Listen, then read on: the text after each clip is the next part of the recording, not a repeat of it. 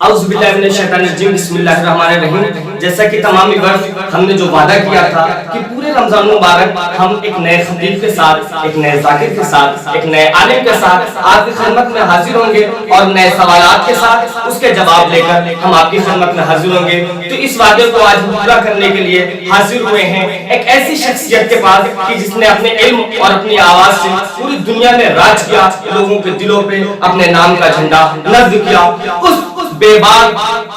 مولانا کا نام ہے حجت الاسلام عالی جناب عزت مآب مولانا شبر حسین خان صاحب قبلہ، جن کی خدمت میں اس وقت ہم حاضر ہوئے ہیں۔ آقا، سب سے پہلے تو ہم تمام ویورز سے ہم نے وعدہ کیا تھا کہ ہم رمضان مبارک میں کچھ سوالات لے کر آئیں گے جس کے جوابات ہم عالموں کے ذریعے آپ تک پہنچائیں گے۔ تو سب سے پہلے ہم آپ سے سوال یہ کر رہے ہیں کہ جیسا آپ جان رہے ہیں کہ رمضان مبارک اس وقت لاک ڈاؤن کا شکار ہے، لیکن اس کے باوجود ہم سوال یہ کر رہے ہیں کہ ماہ رمضان مبارک میں اور عام دنوں میں تلاوت قرآن پاک کرنے کا ثواب کیا ہے؟ اعوذ باللہ من الشیطان الرجیم بسم اللہ الرحمن الرحیم الحمدللہ رب العالمین الصلاۃ والسلام علی اشرف الانبیاء والمرسلین وعلی آل بیت الطیبین الطاہرین المعصومین المظلومین، اما بعد فقد قال رسول اللہ صلی اللہ علیہ وآلہ وسلم شہر رمضان شہر اللہ عز وجل وهو شہر یضاعف اللہ فیہ الحسنات ویمحو فیہ السیئات وهو شہر البرکات۔ ناظرین کی خدمت میں ماہ مبارک کی مبارکباد کے ساتھ اور سلام کے ساتھ حاضر ہوئے ہیں اور بہت ہی شکر گزار ہیں ہم اپنے بھائی ذاکر کربلا نظام عباس صاحب کی بھی اور امار پروڈکشن جو ہمارے ویڈیو کو شوٹ کر رہے ہیں جناب نیاز حدیث کے ساتھ اپنے بیان کو آگے بڑھانا چاہتے ہیں کہ اللہ کے نبی کی حدیث ہے، اللہ کے نبی نے ارشاد فرمایا کہ شہر رمضان شہر اللہ، ماہ رمضان اللہ کا مہینہ ہے، یہ خدا کا مہینہ ہے، اور یہ وہ مہینہ ہے کہ جس مہینے میں نیکیاں بڑھا دی جاتی ہیں اور گناہوں کو مٹا دیا جاتا ہے۔ اس ایک فکرے سے جیسا کہ ابھی آپ نے سوال کیا کہ ماہ رمضان اور عام دنوں میں اور ماہ رمضان کے دنوں میں کیا فرق ہے، عبادات کا، چاہے عبادتیں ہوں چاہے تلاوت کلام پاک ہو، ہر انداز سے اگر دیکھا جائے تو حدیث اس بات کا بیان دے رہی ہے کہ ارشاد فرماتے ہیں سرکار رسالت معاذ کہ اس مہینے میں جو کہ مہینہ خدا کا مہینہ ہے، اس مہینے میں نیکیوں میں اضافہ کر دیا جاتا ہے۔ مثلا اگر کوئی شخص ایک رکعت نماز پڑھتا ہے تو عام دنوں میں ایک رکعت کا ثواب اسے مل رہا تھا، لیکن اس مہینے میں وہ ثواب اور وہ نیکیاں جو انسان بجا لا رہا ہے عمل، اس میں اضافہ کر دیا جاتا ہے، اور اللہ کے نبی ارشاد فرماتے ہیں کہ گناہوں کو مٹا دیا جاتا ہے، گناہوں کو پاک کر دیا جاتا ہے اس کا نام اعمال سے، اور سراپا یہ مہینہ برکتوں کا مہینہ ہے، وہ ہوا شہر البرکات، اور یہ مہینہ رحمتوں کا مہینہ ہے۔ اب جیسا کہ آپ نے ایک سوال اور کیا، اس مہینے میں قرآن مجید کی تلاوت کا ثواب، میں آپ کی خدمت میں عرض کروں کہ اللہ کے نبی کی حدیث ہے، فرمایا کہ جو اس مہینے میں پورے قرآن کی بات نہیں ہو رہی ہے، صرف جزیات میں بات ہو رہی ہے، کلیات میں بات نہیں ہو رہی ہے، سرکار کا فرمان ہے کہ جو اس مہینے میں 10 آیتوں کی تلاوت، سونے سے پہلے اشرا آیات تھی، جو سونے سے پہلے 10 آیتوں کی تلاوت کر لے تو اس کا ذکر، اس کا نام غافلین میں نہیں لکھا جائے گا۔ سبحان اللہ سبحان اللہ۔ اور غافلین سے مراد وہ افراد ہیں کہ جو یاد خدا سے دور ہیں، جو اطاعت خدا سے دور ہیں، جن سے پروردگار کی اطاعت سے کوئی مطلب نہیں ہے، جو عبادات سے دور ہے۔ اگر 10 آیت کی تلاوت بھی کرتا ہے سونے سے پہلے تو اس کا نام غافلین میں نہیں ہے۔ سبحان اللہ سبحان اللہ۔ پھر ارشاد فرماتے ہیں اگر کوئی شخص 50 آیتوں کی تلاوت کرے تو اس کا نام ذاکرین میں لکھا جائے گا۔ سبحان اللہ۔ اب ذاکرین سے مراد پروردگار کا ذکر کرتے ہیں، جو حلال و حرام سے بچتے ہیں اور تقوی الہی کو اختیار کرتے ہیں اور ہر طرح کا خیال رکھتے ہیں۔ اگر 50 آیت پڑھتے ہیں تو ان کا نام ذاکرین میں لکھا جائے گا۔ اور اس سے اوپر آپ پڑھتے چلے جائیں گے تو حدیث بیان کرتی ہے کہ اگر کوئی 100 آیت کی تلاوت کرتا ہے تو اس کا نام قانتین میں لکھا جائے گا، یعنی عبادت گزاروں میں اس کا نام لکھا جائے گا۔ اور اگر کوئی 200 آیتوں کی تلاوت کرتا ہے یا 300 یا 1000 کے اوپر جب آنکڑا جائے گا تو حدیث کا بیان یہ ہے پھر اسے مومنین کی فہرست میں اور اسے ذاکرین اور خاشعین کی فہرست میں رکھا جائے گا. سبحان اللہ سبحان اللہ. لہٰذا اس مہینے میں اور عام دنوں میں قرآن کی تلاوت کے ثواب میں بہت فرق ہے. ماہ رمضان میں بہت زیادہ ہے اور عام دنوں میں بھی ہے لیکن اتنا ثواب نہیں ہے جتنا ماہ رمضان میں. بالکل ماشاءاللہ. جیسا کہ بہت عبرت خیز جواب دے رہے تھے آغا کہ ماہ رمضان مبارک میں زیادہ ثواب ہے عام دنوں کے. لیکن آغا ایک سوال اور ہم جاننا چاہ رہے تھے, ایک سوال اور تھا کہ ماہ رمضان میں کن افراد کو روزہ نہ رکھنے کی اجازت ہے؟ دیکھیے یہ بھی ایک اہم سوال ہے جی, اور اس سوال کا جواب ہمارے اس یوٹیوب چینل سے انشاءاللہ مومنین تک پہنچے. بے شک. اور یہ فقہی مسئلہ ہے اور اس میں تمام آیات اعظام جو بیان فرماتے ہیں اپنے فتووں میں وہ یہ ہے کہ آپ نے سوال کیا کہ ماہ رمضان میں کن افراد کو چھوٹ دی گئی, جی اجازت دی گئی. اجازت آپ یہ دیکھیں کہ انسان جب اس عمر میں پہنچ جائے جنہیں ضعیف اور ضعیفہ کہا ہے, ٹھیک ہے, اس عمر میں انسان پہنچ جائے کہ جب پیاس کی شدت برداشت نہ ہو, جب وہ روزہ رکھنے کے قابل نہ ہو, تو ایسے اشخاص پر, ایسے لوگوں پر بھی شریعت ثابت ہو جاتی ہے, روزہ ثابت ہو جاتا ہے, معافی چاہیں گے, روزہ ثابت ہو جاتا ہے کہ ان کے لیے روزے کی چھوٹ ہے. اور فتوے کو اگر مد نظر رکھا جائے تو آگے آپ ہم بڑھیں گے تو ایسی خاتون کی جو حاملہ ہو, پریگننٹ ہو اور روزہ رکھنے کی وجہ سے, اس میں دو صورتیں ہیں. پہلی صورت یہ جو فتویٰ بیان کرتا ہے وہ یہ کہ ایسی خاتون جو پریگننٹ ہو, وضع حمل اس کا قریب وہ بچہ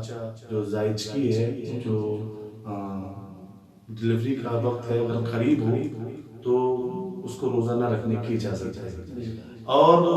ایسی خاتون جو پریگننٹ ہو اور جسے ڈاکٹر نے یہ کہہ کر روزہ رکھنے سے منع کیا ہے ہو کہ اگر وہ روزہ رکھتی ہے تو اس کا نقصان اس کے بچے پر پڑے گا. بہت خوبصورت سا جواب تھا. انشاءاللہ ہمیں امید ہے کہ یہ جواب انشاءاللہ آپ کو اچھا لگا ہوگا. اگر جواب اچھا لگا ہوگا تو آپ ضرور آغا کے حق میں دعائیں کیجیے گا اور نیچے آپ کمنٹس میں جواب ضرور دیجیے گا. لیکن آغا ایک سوال اور پیدا ہوتا ہے کہ ماہ رمضان کے روزہ ایسے شخص کہ جس کے محنت سے اور گھر چلتا ہو, اور اگر وہ نہ رہے روزہ اور یہ بھی اس بات کا علم ہو کہ اس کے روزہ رہنے سے اسے پیاس لگے گی, اسے کمزوری آ سکتی ہے, تو پھر ایسے انسان کے لیے کیا ہوگا؟ دیکھیے یہ بھی فقہی سوال ہے اور اس سوال کے جواب میں بھی تمام آیات اعظام کا فتویٰ مساوی. جیسے آپ نے سوال کیا کہ ایسا شخص جو اس کا پیشہ مزدوری ہے اور مزدوری کر کے وہ اپنے اہل و عیال کا نان و نفقے کا انتظام کرتا ہے, اور اگر وہ روزہ رکھتا ہے تو اسے کمزوری کا احساس ہوگا یا بیمار ہو جائے گا یا کوئی بھی خطرہ اسے لاحق ہو اور بیمار ہو کے پڑ گیا اور اس کے بچے بھوکے مریں گے. تو اس صورت میں اس کا جواب دینے سے پہلے بات اور کرنا چاہوں گا پچھلے سوال میں کہ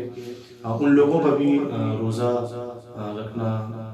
صحیح نہیں ہے, انہیں بھی اجازت دی گئی ہے کہ جو مسلسل بیماری میں مبتلا ہوں اور دواؤں کا زندہ ہوں اور ڈاکٹر نے انہیں صلاح دی ہو کہ وہ روزہ نہیں رکھ سکتے, چاہے وہ شوگر کے مریض ہوں, چاہے وہ ہارٹ کے مریض ہوں یا کسی بھی بیماری میں مبتلا ہوں. اور یہ بات اس کی کہ ایک مزدور انسان کی جو محنت مزدوری کر کے اپنے بچوں کا پیٹ پالتا ہے, اگر روزہ رکھتا ہے تو خطرہ لاحق ہے کہ اسے کمزوری ہوگی, پیاس کی شدت زیادہ ہوتی ہے. تو اس صورت میں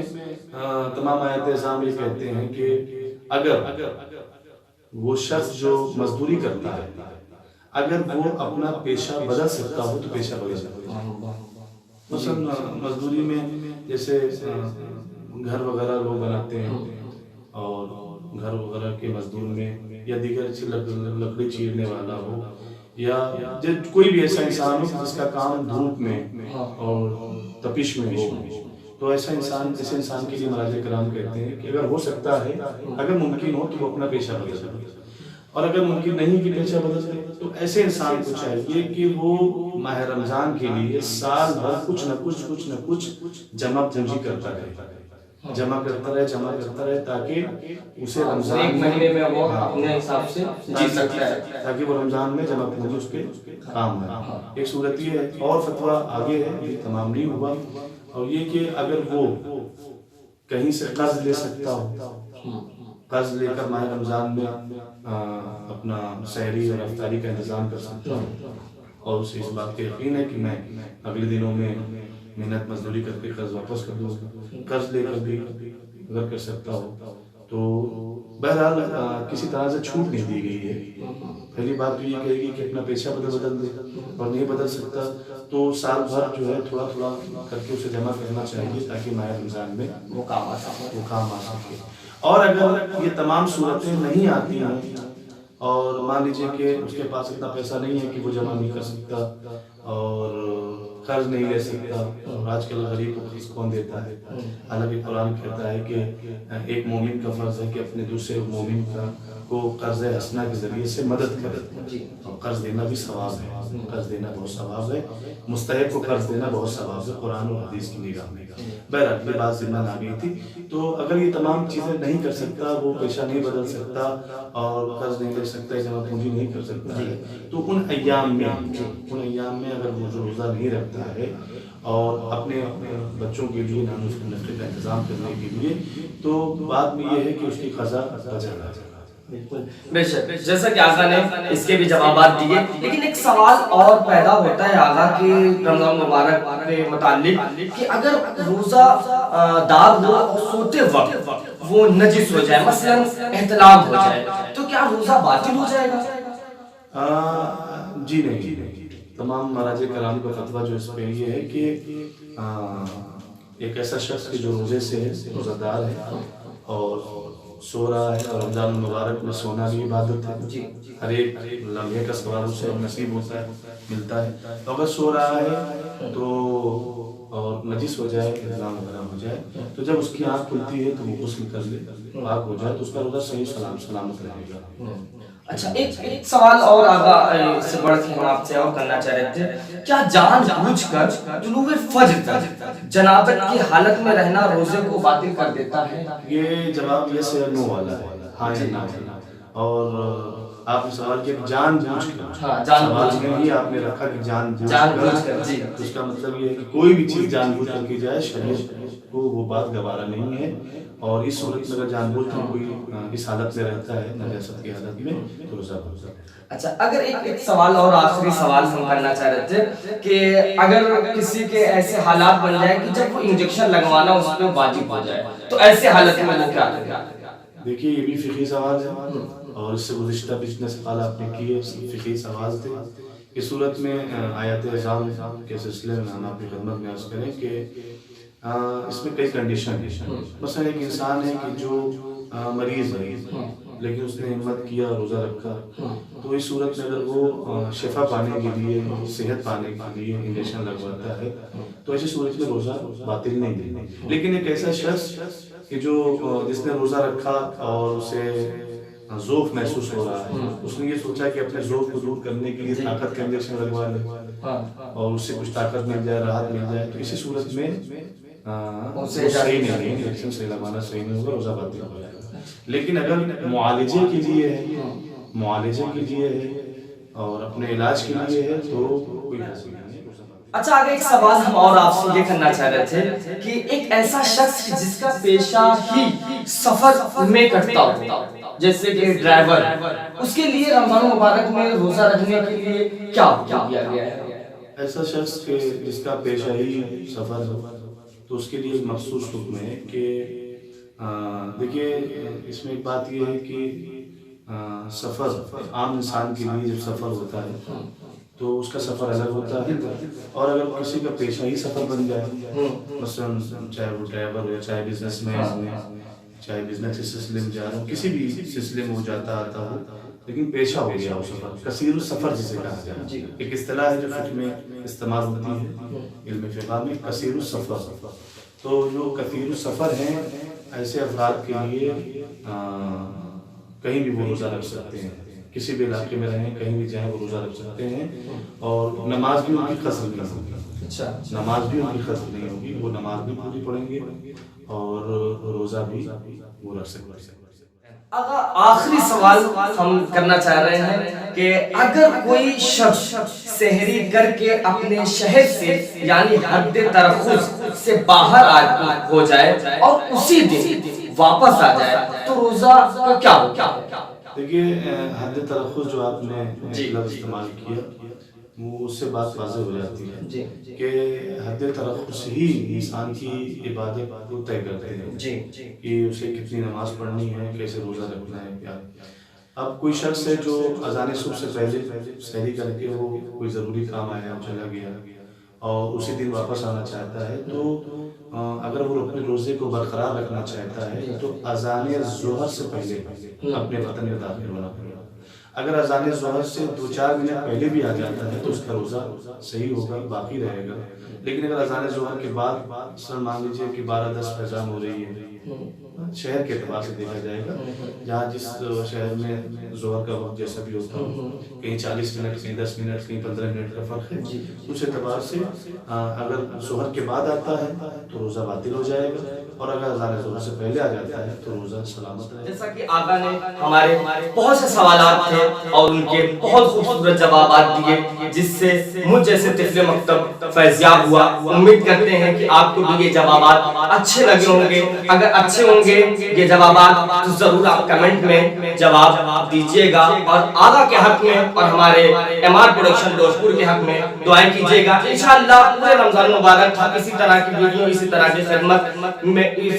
خدمت کرتے رہیں گے آپ تمام لوگوں کی، اور ایک نئے خطیب کے ساتھ، ایک نئے عالم کے ساتھ، ایک نئے سوالات کے ساتھ پھر حاضر ہوں گے۔ خدا حافظ۔